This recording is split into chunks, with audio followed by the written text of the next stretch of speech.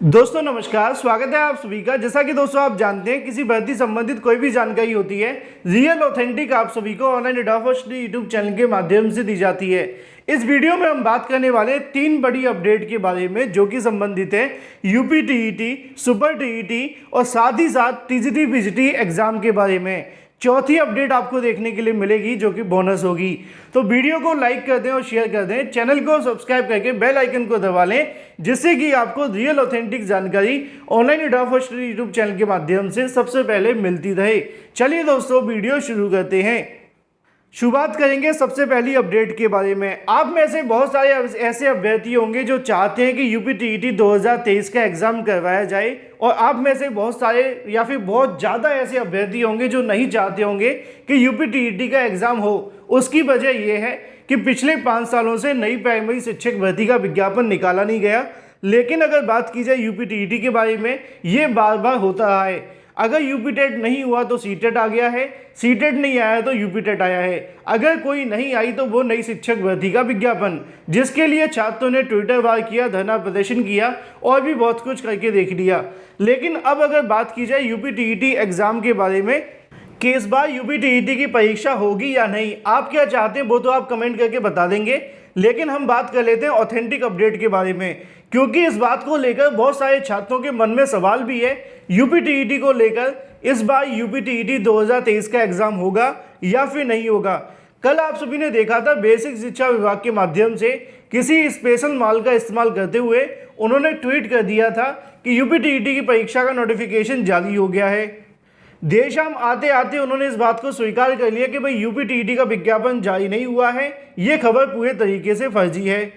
जिसको लेकर जानकारी मैंने आप सभी को कल देर रात को आकर ही दे दी थी। लेकिन इसके बाद एक सवाल देखने के लिए मिलने लगा कि क्या इस बार यूपी टीईटी 2023 की परीक्षा होगी या फिर नहीं होगी। तो जैसा कि दोस्तों आप जानते हैं कि यूपी टीईटी परीक्षा को लेकर जो करवाना होता है वो यूपी गवर्नमेंट के हाथ में नहीं है।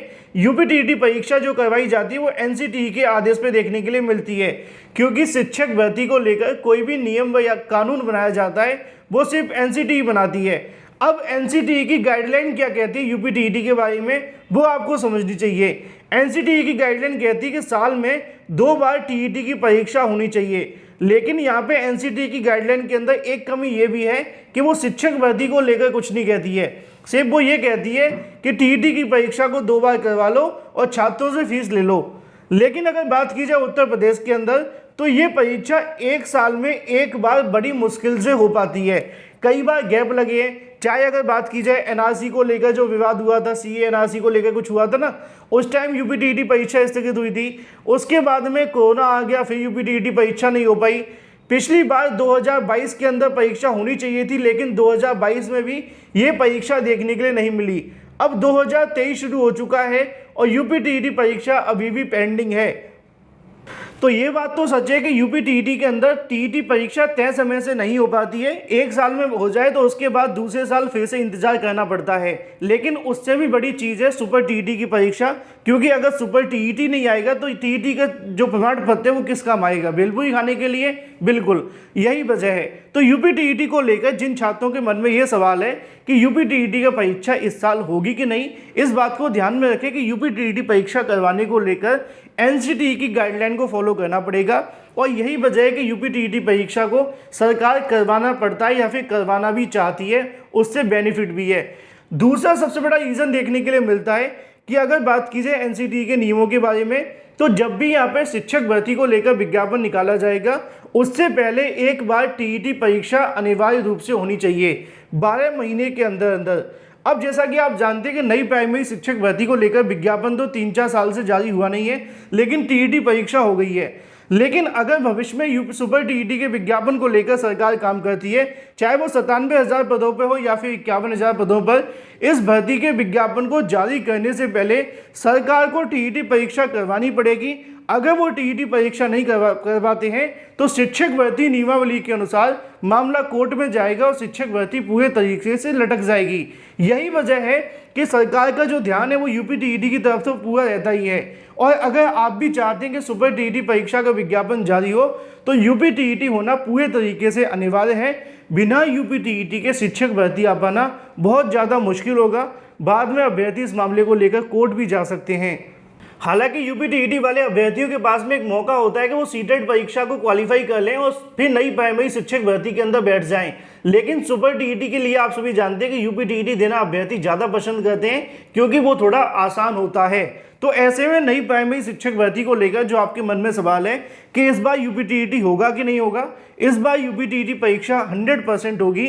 और साथ ही साथ अगर बात की जाए नई प्राइमरी शिक्षक भर्ती के लिए तो यूपीटीईटी होना कहीं ना कहीं पूरे तरीके से अनिवार्य है, तभी नई प्राइमरी शिक्षक भर्ती का विज्ञापन जारी हो पाएगा। मुझे उम्मीद है कि मैंने आपके सभी सवालों के जवाब दे दिए होंगे। अब अगर बात की जाए नई भर्ती के विज्ञापन के बारे में तो आप जानते हैं कि प्रदेश में अभी नए शिक्षा सेवा आयोग को लेकर काम किया जा रहा है। अगर नए शिक्षा सेवा आयोग को मंजूरी मिलती है तो फिर इन दोनों भर्ती और परीक्षाओं को लेकर जो रास्ते हैं वो साफ हो जाएंगे। चलिए दोस्तों, बात कर लेते हैं अपनी अगली अपडेट के बारे में जो कि संबंधित है यूपी टीजीटी पीजीटी को लेकर।